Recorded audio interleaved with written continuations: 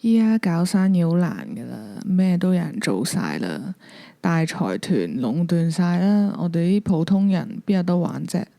如果你心入邊都有呢個諗法嘅話，覺得呢個世界所有賺錢嘅 idea 都已經俾人發明晒啦，咁今日呢一集呢，將會推翻你嘅世界觀。歡迎嚟到呢度，我係 Mac 老闆，目前經營緊5間鋪頭。今日呢，我哋就迎嚟呢一個從零到一呢本書深度拆解嘅第5集，亦都係最後一集啦。咁前4集我哋講過競爭，都講過團隊，講過 AI。咁今日呢，我就會帶大家進入作者 Peter 大腦入邊最深層嘅2個概念啦。咁第一個就係點樣喺市場上面揾冇人知嘅秘密啊。第二個就係人類未來究竟會走向邊度呢？咁書入邊呢 Chapter 8就提到一個極為震撼嘅觀點啦。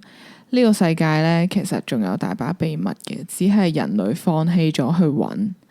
作者 Peter 就話，現代人呢，其實有種錯覺，覺得地圖上面每一寸土地其實都已經俾人 search 過噶啦，但係所有容易解決嘅問題已經解決晒啦，剩低嘅唯一就係不可能解決嘅事。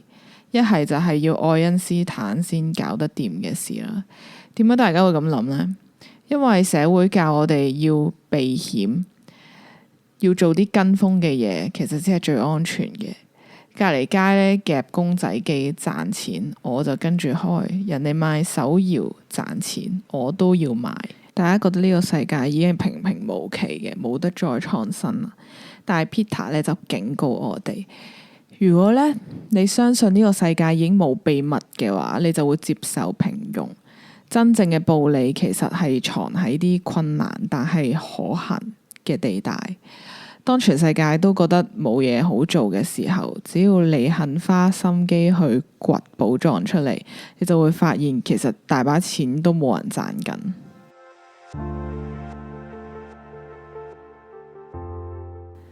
咁個秘密究竟喺邊度呢？ Peter 就教我哋，世界上有2種秘密可以幫你賺大錢嘅。一種呢，就叫自然嘅秘密，即係物理學啊、化學、科技上嘅突破啊。例如點樣發明一個效率高10倍嘅電池，咁呢啲就係科學家做嘅嘢啦。咁第二種呢，亦都係對我哋普通創業者最有用嘅一種，就叫人類嘅秘密。咩叫人類嘅秘密啊？就係人類有啲咩需求係佢哋講唔到出嚟，甚至係連佢哋自己都未意識到嘅，或者社會上面有啲咩制度係極之冇效率，但係大家都習以為常嘅呢？呢個非常之值得思考。用我開鋪頭做例子啊，如果我淨係睇表面嘅數據，我會覺得條街已經有10間 cafe 冇得再做噶啦。但係如果我發掘人類嘅秘密，我可能會發現，咦？呢一區啲客好似唔係咁想飲咖啡喎，佢哋只係需要一個安靜可以傾生意啊、傾保險嘅比較 private 少少嘅空間啦。但係當我睇穿咗呢一個秘密嘅時候，我開嘅就唔單止係普普通通嘅咖啡店，而係一個以商務空間為賣點嘅鋪頭。呢一個就係人哋睇唔到暴利嘅秘密啦。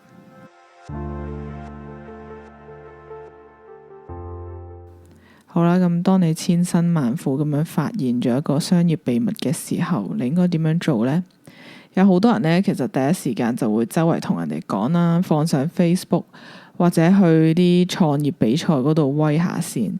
咁 Peter 就提醒我哋話，千祈唔好咁戇居啊！如果你個秘密真係咁值錢嘅話，你講咗俾全世界人聽，大財團聽到，聽日就用10000倍嘅資本去複製你嘅 idea， 咁你就已經玩完噶啦，冇得再玩呢個遊戲。發現秘密最好嘅做法，就淨係話俾絕對需要知道嘅人聽。咁邊啲係絕對需要知道嘅人啊？就係你嘅 partner 同埋你嘅核心團隊咯。Peter 講咗句好正嘅嘢，佢就話，一間偉大嘅初創企業其實就係一場改變世界嘅陰謀。你同你一班志同道合嘅人手握住全世界都未知道嘅秘密，偷偷地喺度起嘅一座地底下面嘅城堡。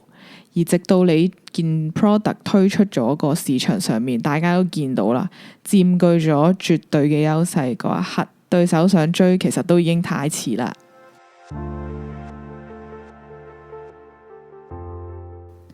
咁嚟到呢本書最後一個 chapter，Peter 就將視覺拉到最高，去探索人類嘅未來啦。咁佢就畫咗4條曲線，代表未來嘅4種結局。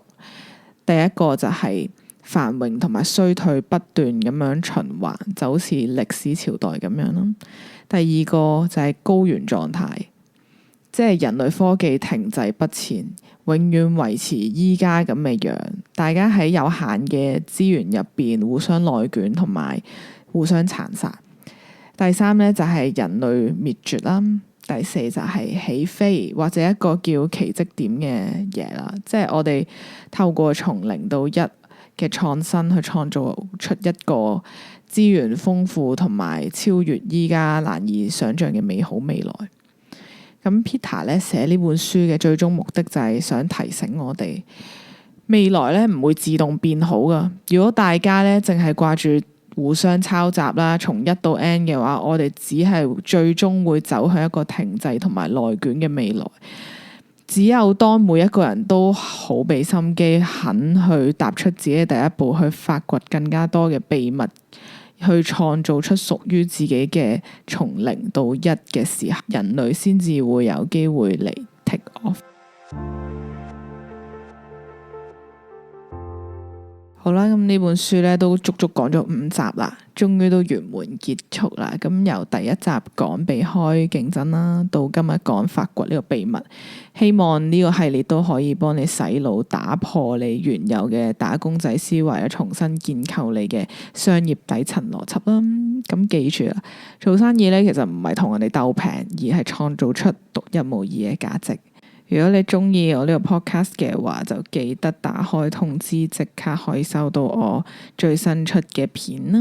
如果你仲有邊本書想聽嘅話，你都可以留言話我知啊。我係 Mel 老闆，我哋嚟緊會講第2本書嘅，敬請期待啦。我哋下次見，拜拜。